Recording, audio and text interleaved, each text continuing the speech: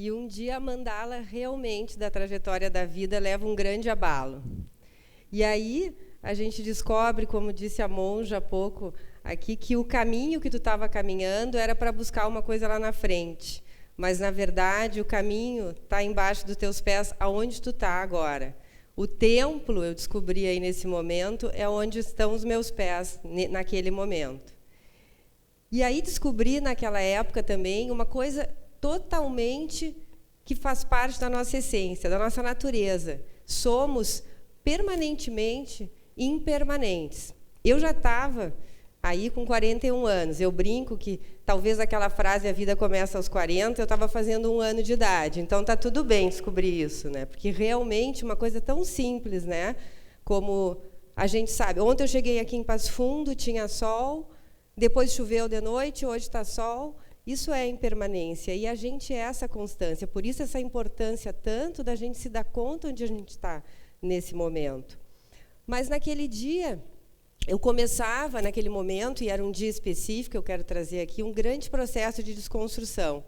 Era um dia normal, de almoço com as minhas filhas, aí com 10 e 12 anos, a Júlia e a Rafaela, e que, na verdade, eu fui aprender que era um dia normótico. Eu dava para elas naquela refeição, eu que escolhia, eu que fazia as compras, eu que definia o que ia ser de almoço, uma alimentação que era assim, uma caixinha de frango congelado, processado, com os desenhinhos na frente, uma massa que ficava... A gente até botava no forno para não fritar. A gente dava uma massinha instantânea que ficava pronta em 3 minutos, então imagina o que tinha ali para ficar pronto em 3 minutos. E o líquido que eu dava gelado, e insistia que elas tomassem durante a refeição, era um suco que vinha num pacotinho que durava de 6 meses a 1 ano no supermercado. Então, tudo aquilo era totalmente a normalidade que eu vivia. E que eu fui descobrir, assim como eu descobri também, que João de Barro, na frente dessa mesma mesa, eu moro no 6º andar, ainda dentro da cidade, então tem vários postes de luz, fazem casinhas de João de Barro, isso já vão contar, então, quase 6 anos, 5 anos e pouco. Eu já assisti mais de 10 obras desses lindos passarinhos que duram mais ou menos quase 30 dias para eles fazerem toda a família deles. E até aí eu nunca tinha prestado atenção. Eu já morava nesse endereço há pelo menos 5 anos. Então isso é a normose, né? E provavelmente esse é o risco da gente viver sem prestar atenção no agora. E isso é que pode estar trazendo um panorama que a gente está vivendo de desequilíbrio. Mas por que desconstrução? Por que eu iniciava uma desconstrução? Naquele ano, eu completava 24 anos da entrada, então, na Faculdade de Medicina, Hipócrates, mais uma vez aqui.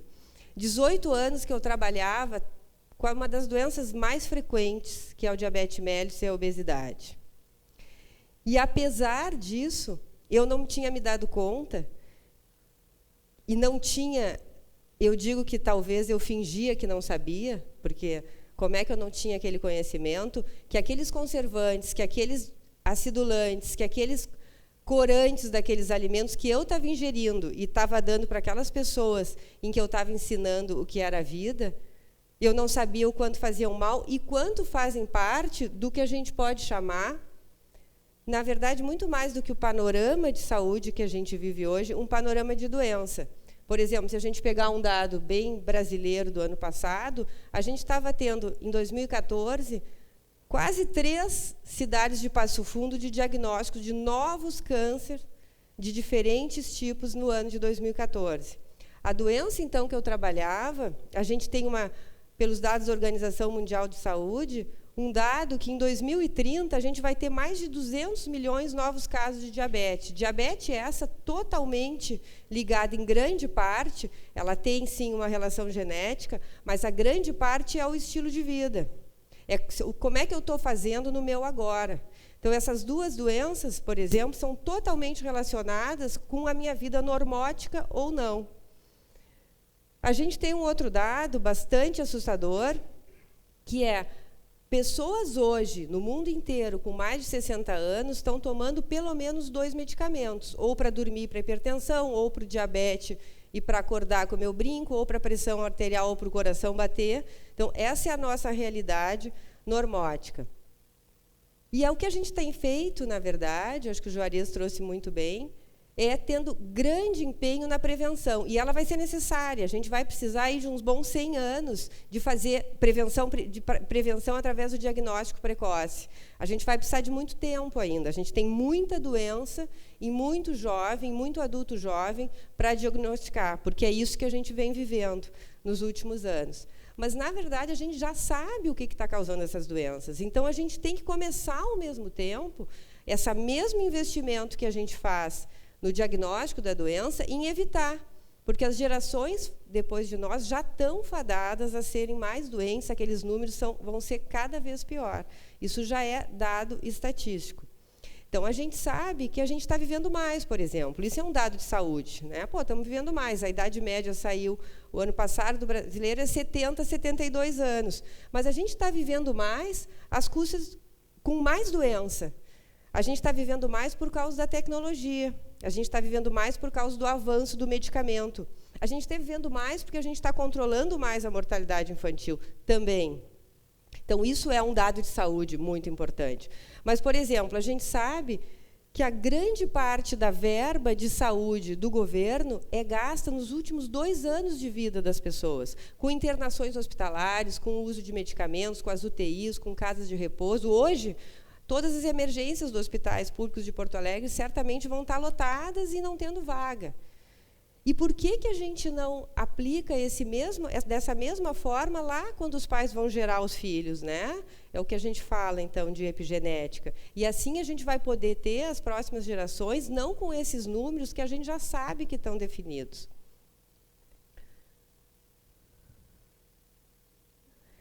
Mas tem um cuidado bem importante nessa missão de buscar esse equilíbrio, assim, que eu acho que a gente tem que ter, e a gente já está misturando as coisas, que é a questão do modismo, né? Então, surge aí a moda da dieta ideal. E, na verdade, o que a gente tem visto tanto na ciência como nessa observação milenar toda é que a gente não vai precisar sair da cidade, sair do centro urbano para poder ter saúde. A gente pode conseguir aonde a gente está. Eu, por exemplo, brinco que eu montei o meu Himalaia na sala da minha casa. Né? Então, além de ver o João de Barro fazendo as suas casinhas, eu descobri que em Porto Alegre tem uma feira orgânica, naquela época, ela já estava fazendo 20 anos. Agora, nesses 5 anos desse processo, já tem uma feira orgânica atrás da minha casa, que a gente pode ir a pé, a gente pode ir de bicicleta, eu botei um filtro de barro dentro da minha casa, eu fiz uma pequena horta orgânica. Então, a gente não vai precisar, provavelmente, substituir, tirar coisas da nossa alimentação e inventar dietas como vire um modismo, e a gente vai de novo viver uma nova moda. Porque essa capacidade, essa alimentação natural que a gente vem fazendo, nos trouxe até aqui, nos possibilitou ter essa evolução desse córtex frontal que inventa tudo isso, e a gente é, sem dúvida, pelo menos conhecida, a espécie mais evoluída, mas evoluída e esquecida de como chegamos até aqui. E aquela mesa, por exemplo, lá da minha casa, que começou com todos aqueles alimentos, eu combinei naquela época com as minhas filhas, né? Que aqueles 3 alimentos eu realmente tinha sido o tsunami muito forte da Mandala e que eu não ia conseguir mais comprá-los, aqueles alimentos. E o resto, tinha entendido que até aí eu não tinha entendido muita coisa, que eu ia aprender, e aos poucos a gente ia mudando. E o que aconteceu nesse tempo é que a gente realmente consegue ter hoje uma alimentação, talvez em grande parte, quase 80%, de alimentação integral, ou seja, que não seja refinada, que não seja industrializada, e se a gente conseguir orgânica, ou seja, que a gente consiga um alimento, uma verdura que não tenha agrotóxico, e ainda que seja realmente da natureza. Mas eu digo para elas, né? Faz parte também o alimento emocional, por isso essa coisa de não ter um radicalismo. A gente vai continuar comendo, elas continuam comendo a pizza com as amigas, continuam fazendo brigadeiro para comer de colher. A gente não precisa abandonar isso a gente chama alimento emocional. E aí vem uma questão assim que talvez se tornou a minha grande pergunta, naquele momento, e ela é até hoje. Eu realmente acompanhei, nesses últimos 20 anos da minha vida, bastante campanha com a sustentabilidade do meio ambiente. Eu acho que a gente realmente deve estar conseguindo alguma coisa, a mídia fala bastante disso, mas o quanto a gente está realmente investindo nessa sustentabilidade do ser humano? Quer dizer, o que vai adiantar praias limpas se a gente vai estar todo mundo aos 60 anos tomando pelo menos 2 medicamentos e precisando, então, de todo um suporte com diagnósticos de doenças que não vão vão até nos impedir da gente chegar nessas praias, né? E a gente já falou muito aqui dessa interligação que a gente tem. A gente é essa natureza, nós somos um. É um relembrar, realmente. E aí, assim, a gente é construído diariamente. Isso é um processo muito lindo de entender. Eu tive que voltar lá para os livros de fisiologia que eu tinha deixado de lado, né? Eu tinha entrado nesse processo de aprender a curar e depois do 3º ano tu entra, então, como é que é a doença. E tu não conecta mais com a fisiologia. E é lindo ler de novo e ver que realmente a célula precisa de tudo isso. Precisa da água, precisa dos sais minerais, precisa da vida. É assim que ela funciona. Se tu vai construir, por exemplo, uma parede de alvenaria, tu vai usar tijolo, tu vai usar areia, tu vai usar cimento. Então, quer dizer que se a minha célula, o meu corpo é feito em mais de 50% de água, como é que eu vou dar um líquido para ela, que tem um corante, um conservante, e que tenha que ser... como é que ele vai sair de mim se ele dura um ano na prateleira do supermercado, né? Eu brinco que a gente não tem um aparato fisiológico, não está escrito lá no livro, que eu tenha na minha fisiologia um elemento que degrade produtos da indústria alimentícia. Esse alimento, aquilo que está escrito ali na bula dos alimentos, ingredientes, 2 pontos, um monte de nomezinho, vai ficar de alguma forma em mim e vai atrapalhar a função dessa célula, porque ela, na verdade, para ser construída, precisa de outros elementos, os mesmos que estão na natureza. E a gente é desconstruído, na verdade, o dia inteiro. Então, que lindo a gente poder entender isso e oferecer para essa célula se construir hoje, no dia de hoje. Eu preciso um pouco dar água para ela, eu preciso dar uma fruta para ela, eu preciso dar o alimento, porque amanhã algumas delas vão ser realmente desconstruídas. E aí elas vão ser repostas. E é isso que a gente não faz. Ou então vão se diferenciar, e aí a gente vai ter o câncer. Ou vão formar um órgão novo no nosso abdômen, que é uma obesidade abdominal, e aí eu vou ter o diabetes. E aí, o que eu desenvolvi, e a partir daí apliquei na minha vida, e hoje compartilho na minha consulta, nesses 5 anos, e foi reforçado muito com uma medicina que eu escolhi entre as várias que naquele ano, então, eu fui procurar naquela época, o que se falava de saúde no mundo. Então, as clínicas que falavam de medicina integral no mundo, Harvard, Mayo Clínico, mas realmente, quando eu li uma ciência em que o nome em sânscrito significa Ayurveda, que é exatamente a ciência da vida, e fechava muito com aquilo que eu tinha estudado muito durante 20 anos na minha fisiologia e me explicava a formação da grande parte de doença, eu digo, é essa que eu vou estudar. Então, com a aplicação do Ayurveda na minha vida e hoje na minha prática, eu desenvolvi e aplico e prescrevo o que eu chamo caminho do meio, no sentido de que a gente vai, se grande parte do meu tempo, 50% ou até um pouco mais, eu colocar uma alimentação integral, uma alimentação natural, uma alimentação orgânica, eu vou certamente mudar esses números e eu vou ter equilíbrio.